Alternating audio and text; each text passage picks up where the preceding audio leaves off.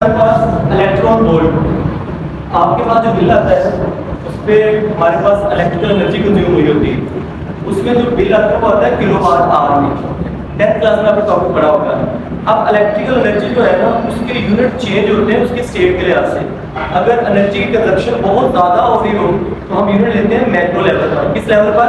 Macro level. और वो क्या है? Kilowatt hour. अगर एनर्जी कंजप्शन क्या हो रही हो बहुत कम नैनो पार्टिकल की वजह से, तब जो एनर्जी का यूनिट लेते हैं वो इसमें लेते हैं इलेक्ट्रॉन वोल्ट। यहाँ पर इलेक्ट्रॉन वोल्ट में इलेक्ट्रॉन जो है ना वो आपके पास इलेक्ट्रॉन नहीं है, ये बेसिकली चार्ज है। क्या है? चार्ज। ये इसकी वैल्यू होती है 1.6 मल्टीप्लाई 10 रेज माइनस 19। अब इलेक्ट्रॉन पर भी यही वैल्यू होती है और प्रोटॉन पर भी यही वैल्यू होती है। Electron volt is the unit of energy. कौन सी एनर्जी? Electric energy. ठीक है। और ये स्मॉलर यूनिट है, माइक्रो यूनिट है, ना कि मैक्रो। ठीक है। अब जब इलेक्ट्रॉन वगैरह मूव करते हैं, जब वो एनर्जी लॉस करते हैं, गेन करते हैं, तो वो एनर्जी जिस फॉर्म में ली जाती है वो किस फॉर्म में ली जाती है? Electron volt. क्या लिखा हुआ है? द अमाउंट ऑफ यूनिट है, डिफाइन भी किसमें करेंगे? यूनिट में।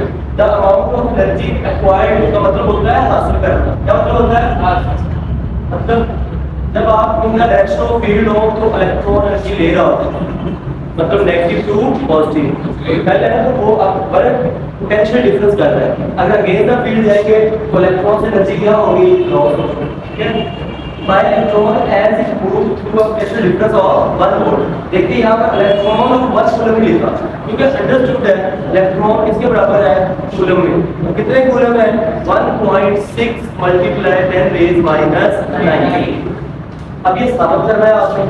साबित करने की एक दो इंट्रोडक्टरी लाइन। अब ये अलग अलग शॉर्ट आ जाता है और ये साबित करना है कि 1 electron volt is equal to 1.6 multiply 10 raise minus 19 joule. ये अलग शॉर्ट लिखना रहता है। इसको साबित करने के लिए आप क्या कहेंगे? फर्स्ट करें हमारे पास एक चार्ज पार्टिकल मूव करता है पोटेंशियल डिफरेंस डेल v में। अब उसमें जो वर्क होगा वो किसी फॉर्म में होगा? काइनेटिक एनर्जी की फॉर्म में। उसका फार्मूला क्या लिख दिया? q del v। आपने फार्मूला कहां से पढ़ा है? पोटेंशियल डिफरेंस के फार्मूले से। क्या था?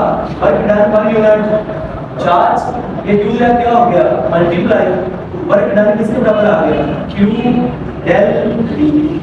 अब ये वर्क हुआ किसकी फॉर्म में? काइनेटिक की फॉर्म में। काइनेटिक फॉर्म में क्या आ गया? q del v। डन है। अब ये लिखा हुआ चार्ज कितना होता है? 1.6 मल्टीप्लाई 10 रेज माइनस 19। चार्ज की यूनिट क्या आ गया? कूलम। टेंशन की यूनिट क्या आ गया? कूलम वोल्ट किसके बराबर होता है? ये आपके सामने यहाँ से बात है। ठीक है। एनर्जी यूनिट क्या है? जूल। चार्ज की unit coulomb, tension unit volt. Coulomb volt किसके बराबर आ रहा है? जूल के। जहां पर कूलम वोल्ट है वहां क्या लगा देंगे? साबित हो गया। अब इसकी उल्ट भी आता है कि एक जूल में कितने इलेक्ट्रॉन वोल्ट होते हैं। तो आपने जस्ट क्या करना है, यहाँ पे इस वैल्यू को उठा के करते हैं। आपके पास 1 जूल किसके बराबर आ जाएगा? 1 divided by 1.6 multiply 10 raise minus 19। आपके पास ये बात किसका आएगा? इलेक्ट्रॉन वोल्ट में। इसको हल करके देखिएगा। आई थिंक 6.28 मल्टीप्लाई 10 रेज 18 आता है। एक जूल में कितने इलेक्ट्रॉन वोल्ट होते हैं? 6.28 मल्टीप्लाई 10 रेज 18। हमारे पास अगला एक शॉर्ट क्वेश्चन है। हमने कंपैरिजन करना है किसके दरमियान? इलेक्ट्रिक और ग्रेविटेशनल फोर्स के दरमियान।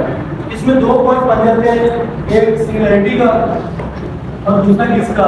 डिफरेंस का। सिमिलरिटी क्या है? दोनों फोर्सेस कंजर्वेटिव है। ये आपने चैप्टर नंबर 4 में पढ़ा हुआ है।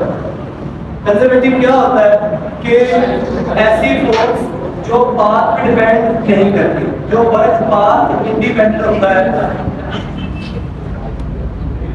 उसको हम क्या कहते हैं? Conservative field. और यहाँ जब किसी क्लोज लूप के अंदर वर्क किया जाए तो वर्क क्या है? जीरो। और जिस फोर्स से जीरो आता है उस फोर्स को क्या कहते हैं? Conservative force. तो इलेक्ट्रिक फोर्स भी क्या है? कंजर्वेटिव। और ग्रेविटेशनल फोर्स भी क्या है? कंजर्वेटिव। तो दोनों में क्लोज पाथ में वर्क क्या आता है? जीरो आता है। दूसरी बात क्या है? दोनों इनवर्स स्केलर लॉ को फॉलो करते हैं। आप देख लें F इक्वल क्या है? K q1 q2 बाय क्या आ गया? R का स्केयर। R के क्या? R स्केयर के क्या है? इनवर्सली। ग्रेविटेशनल फोर्स क्या है? F equal to G m1 m2 by R square. यहाँ पर भी फोर्स R के क्या है? स्केयर के इनवर्सली। डिफरेंसेस क्या है? इसका फार्मूला चार्ज के लिए एग्जिस्ट करता है। इसका फार्मूला मैसेज के लिए यूज करता है। और क्या है, ये अट्रैक्टिव भी हो सकती है और रिपल्सिव। तो चार्जेस की दो नेचर है, पॉजिटिव और नेगेटिव। तो सेम चार्जेस रिपेल करते हैं और ऑपोजिट चार्जेस Repel करते हैं। अनलाइक चार्जेस क्या करते हैं, अट्रैक्ट। तो इलेक्ट्रिक फोर्स अट्रैक्टिव भी हो सकती है और रिपल्सिव। जो ग्रेविटेशनल फोर्स है वो जस्ट क्या होगी, Attractive। अट्रैक्टिव, क्योंकि न्यूट्रल बॉडीज के दरमियान सिर्फ अट्रैक्शन होती है।